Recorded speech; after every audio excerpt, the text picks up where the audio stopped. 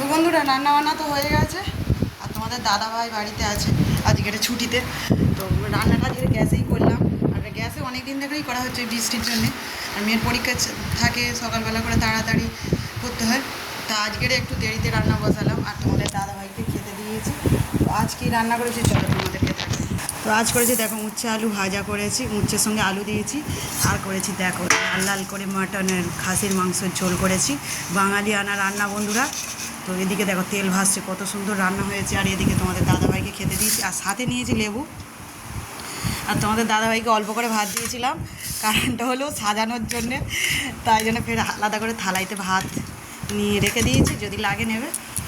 শুভ দুপুর বন্ধুরা, অনেক অনেক ভালোবাসা রইলো, শুভেচ্ছা রইলো। আর তোমাদের কী রান্না হয়েছে অবশ্যই কমেন্ট করে জানাতে ভুলো না। আর মেয়ে তো স্কুলে গেছে, আজকে লাস্ট পরীক্ষা ছিল, আজকে লাস্ট পরীক্ষাই আছে। তো সেই জন্যে ওর বাবা ভাবলো যে মেয়ের লাস্ট পরীক্ষা যে গেলে আজকে মটন হোক, মেয়েও ভালোবাসে, সবাই ভালোবাসে মটন।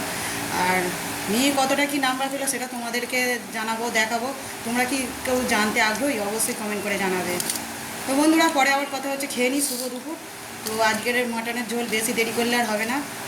তো এদিকে দেখো তোমাদেরকে দেখাই, এই দেখো বন্ধুরা, দারুণ খেতে লাগবে।